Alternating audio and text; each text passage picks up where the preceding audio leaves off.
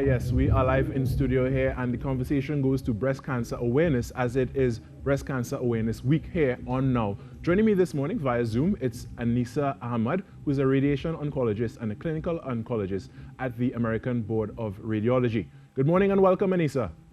Hi, good morning. Thank you for joining us this morning. Thank you. It's my pleasure. Now, as we continue with, continuing the conversation about breast cancer awareness, my first question is, what can we do to reduce the risk of cancer in general and breast cancer specifically? All right.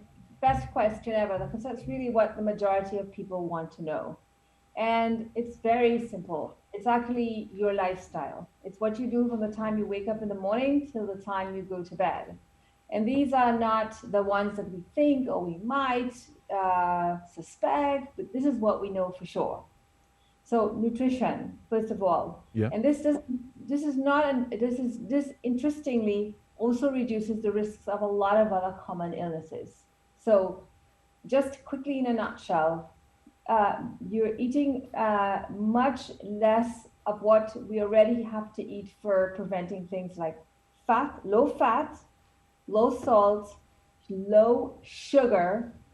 This one is important. Low processed foods. Right. So we're talking about box cereal versus making cornmeal. That's the difference. Wow. We're talking about buying a can of vegetables, which you have to if you need to, versus getting fresh vegetables from your garden or from the market. So processed food. Red meat, you should eat in moderation, and processed meats. And processed meats are things like sausages and salami and pastrami, those red-looking meats. That the red is actually not the part of the meat. It's nitrites that causes stomach cancer. Wow. So red meats, low fat, low sugar, low salt, low processed foods, and low processed and preserved meats.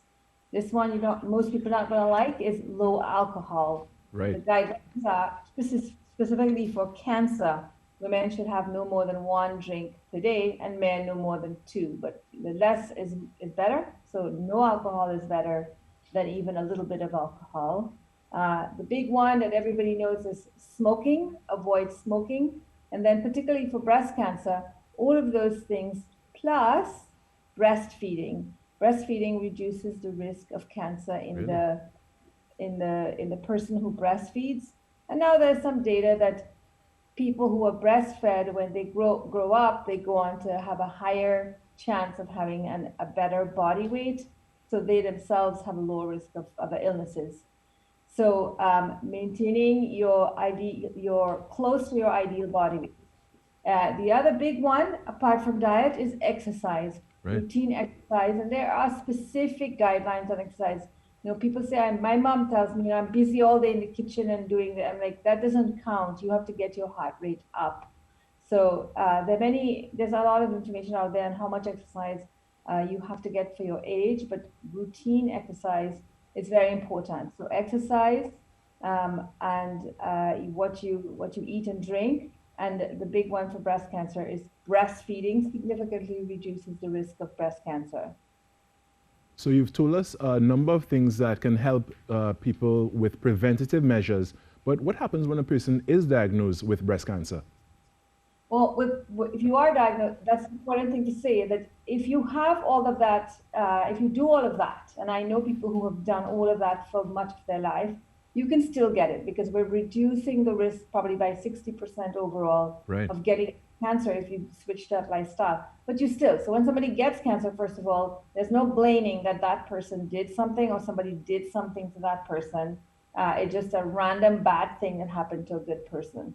The person needs to be evaluated by a team of doctors, which is called a multidisciplinary team, which is really means one doctor should not be saying, I feel you should do this and I feel you should do this. We have data, we have experience, and we have guidelines, and we have gold standards. What is called current best practice.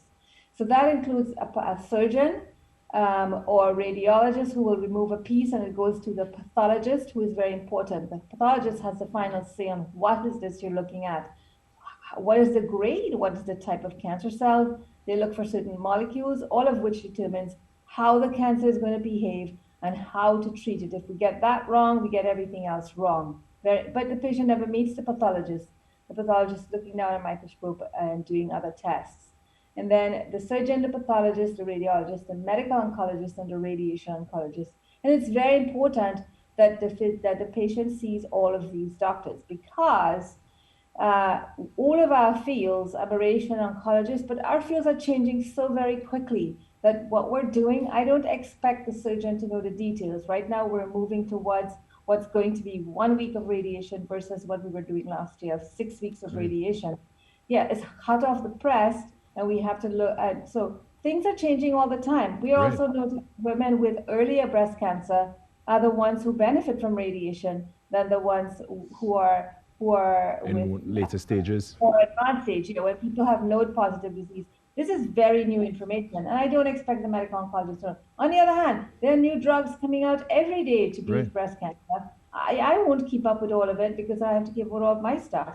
So the surgeon is the guy who would either remove part of the breast if that is feasible, and it is perfectly safe to do so.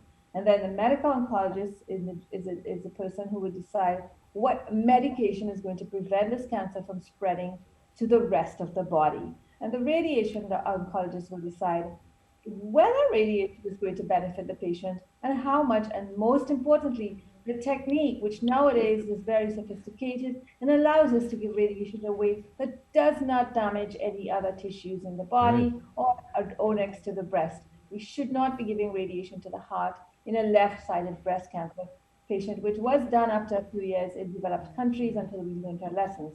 So Trinidad will also be, moving towards more sophisticated techniques. There is at least one center in Trinidad which has all the techniques and equipment to do what I call modern radiation therapy. So it takes a team, and then there are non-doctors. Remember, the doctors are not all the stars. The star in the group, I do have a service in Trinidad, and the star in that group is not the doctors. The star in that group is the person who coordinates, the manager of the clinic.